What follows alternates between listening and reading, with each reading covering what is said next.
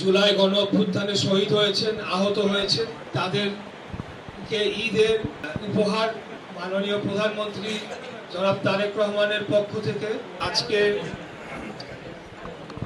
এই সংগঠনের যারা বিগত জুলাই গণ অভ্যুত্থানে শহীদ হয়েছেন, আহত হয়েছেন, তাদেরকে ঈদের শুভেচ্ছা এবং ঈদের উপহার আমাদের মাননীয় প্রধানমন্ত্রী জনাব তারেক রহমানের পক্ষ থেকে আমি এসেছি শহীদ পরিবার এবং আহত পরিবারদের মাঝে ঈদের উপহার সেটা বিতরণ করতে এবং আপনাদের সাথে মত বিনিময় করতে। প্রথমে আমি বলতে চাই যে আমি আপনাদের দোয়ায় সংসদ সদস্য নির্বাচিত হয়েছি এবং মুক্তিযুদ্ধ মন্ত্রণালয়ের প্রতিমন্ত্রী হিসেবে দায়িত্ব পালন করছি। এই মুক্তিযুদ্ধ মন্ত্রণালয়ের অধীনে জুলাই অভ্যুত্থান অধিদপ্তর নামে একটি অধিদপ্তর করা হচ্ছে। আপনারা বসেন না প্লিজ, এখানে কথা বলেন না। জুলাই গণ অভ্যুত্থান অধিদপ্তর রয়েছে, যে অধিদপ্তরের অধীনে বিগত আন্দোলনে যারা শহীদ হয়েছেন তাদের গ্যাজেটভুক্ত করা, তাদের পরিবারদেরকে ক্ষতিপূরণ দেওয়া এবং ভাতা প্রদান করা, যারা আহত হয়েছেন, যারা চিকিৎসা প্রয়োজন তাদের চিকিৎসার ব্যবস্থা করা ইত্যাদি কাজগুলা এই মন্ত্রণালয়ের অধীনেই, আমার অফিসের অধীনেই হয়ে থাকে। তাই আমি শুরুতেই বলেছি যে কেউ যদি এখনো গ্যাজেটভুক্ত না হয়ে থাকে বা শহীদ হয়েছেন এরকম যদি তথ্য আপনাদের কাছে থেকে থাকে, আপনারা দ্রুত তাদেরকে যোগাযোগ করতে বলবেন। স্থানীয় ডিসি মাধ্যমে যোগাযোগ করলেও হবে, অথবা আপনাদের সংগঠনের মাধ্যমে যদি আমাদের মন্ত্রণালয়ের কাছে এই তথ্য আসে আমরা তখন সেই ডিসির কাছে রেফার করে দেব এবং তাদেরকে যাচাই বাছাই প্রক্রিয়ার মাধ্যমে গ্যাজেটভুক্ত করার উদ্যোগ আমরা গ্রহণ করবো ইনশাআল্লাহ। প্রিয় উপস্থিতবৃন্দ, আপনাদের সাথে আসলে বারে বারে আমি আসি এই কারণেই যে আপনারা মেহনতি মানুষ, আপনারা খেটে খাওয়া মানুষ, আপনারা অত্যন্ত অক্লান্ত পরিশ্রম করে আপনাদের পরিবার পরিচালনা করেন এবং এই কারণে আপনাদের প্রতি আমার একটা আলাদা একটা মায়া মমতা এবং আপনাদের প্রতি একটা দরদ আমার সবসময় আলাদাভাবে কাজ করে। আমাদের দল বাংলাদেশ জাতীয়তাবাদী দল বিএনপি সবসময় মেহনতি মানুষের পক্ষে ছিল, শ্রমজীবী মানুষের পক্ষে ছিল এবং আমাদের নেতা দেশনায়ক প্রধানমন্ত্রী মাননীয় প্রধানমন্ত্রী জনাব তারেক রহমান ওনার বাবার যে দেখানো পথ, সেই দেখানো পথ ধরেই এবং পরবর্তীতে আমাদের মরহুমা নেত্রী বেগম খালেদা জিয়া উনি দীর্ঘদিন আমাদের এই আন্দোলন সংগ্রামকে নেতৃত্ব দিয়েছেন। বাংলাদেশের জনগণের ভোটের অধিকার, কথা বলার অধিকার, গণতান্ত্রিক অধিকার এবং বাংলাদেশ রাষ্ট্রের স্বাধীনতা, সার্বভৌমত্ব এগুলোকে রক্ষা করার জন্য আমরা দীর্ঘদিন যাবৎ আন্দোলন সংগ্রাম লড়াই করে গিয়েছি। আমরা যেন আমাদের এই আদর্শ থেকে বিচ্যুত না হই। বাংলাদেশের জনগণ আমাদের প্রতি যে আশা রেখেছে, যে প্রত্যাশা জনগণের রয়েছে, সেই প্রত্যাশা যাতে আমরা সামনের দিনে পূরণ করতে পারি।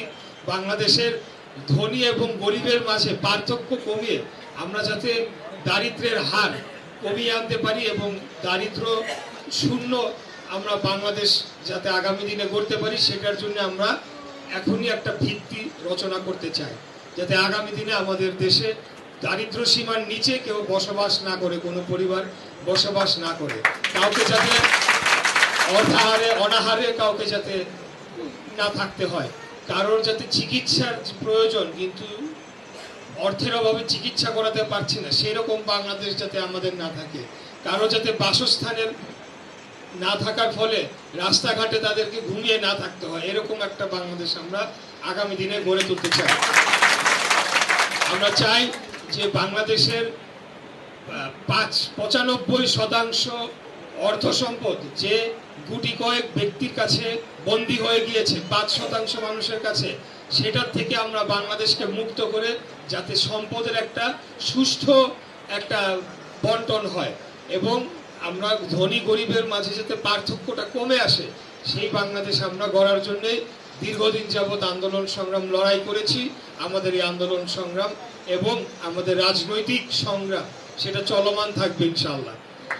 আপনারা জানেন যে বিগত দিনে বাংলাদেশের স্বাধীনতা সার্বভৌমত্ব হত্যা করে বাংলাদেশের গণতন্ত্রকে হত্যা করা হয়েছিল, বাংলাদেশকে একটা ভিনদেশী রাষ্ট্রের কাছে বিক্রি করে দেওয়া হয়েছিল।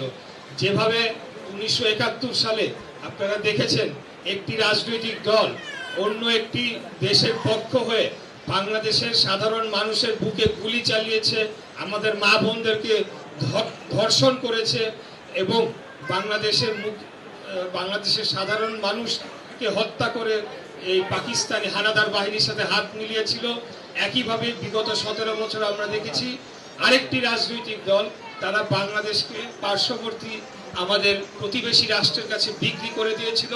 বাংলাদেশ যে একটা স্বাধীন রাষ্ট্র ছিল সেই রাষ্ট্র আমরা দেখি নাই, আমরা একটা দাস রাষ্ট্রে পরিণত হয়ে গিয়েছিলাম। তো যাই হোক, বিগত 17 বছরের আন্দোলন সংগ্রামের পর আজকে এখানে শহীদ পরিবাররা উপস্থিত আছেন, আহতরা উপস্থিত আছেন। আপনাদের পরিবার যারা শহীদ হয়েছেন তাদের রক্তের উপরে দাঁড়িয়ে বাংলাদেশ আজকে গণতন্ত্র প্রতিষ্ঠা পেয়েছে, আমরা মন্ত্রী এমপি হতে পেরেছি। সেটার জন্য আমি আপনাদের শুধু কৃতজ্ঞতা জানাইলে হবে না, আমি দোয়া করি যাতে যারা শহীদ হয়েছেন, যে কারণে তারা আন্দোলন সংগ্রামে রাজপথে নেমে এসেছিলেন, যে কারণে তারা শহীদ হয়েছেন, সেটা যাতে আমরা প্রতিদানটা দিতে পারি, বাংলাদেশকে একটা গণতান্ত্রিক স্বাধীন সার্বভৌম এবং দারিদ্র মুক্ত বাংলাদেশ হিসাবে আমরা গড়ে তুলতে পারি, সেটা মহান আল্লাহ তাআলার কাছে দোয়া করি। যাই হোক, প্রিয় উপস্থিতবৃন্দ, আর বক্তব্য দিব না।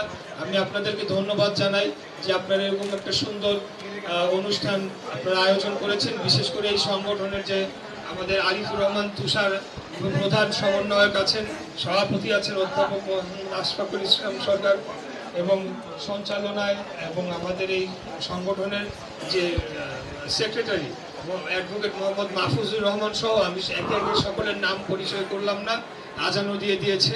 আপনারা ভালো থাকবেন এবং একজন যে শহীদ পরিবারের একজন আহাজারি করছিল, আমি আপনাদেরকে বলবো আপনারা আহাজারি না করে আপনাদের এই শোককে শক্তিতে রূপান্তর করেন।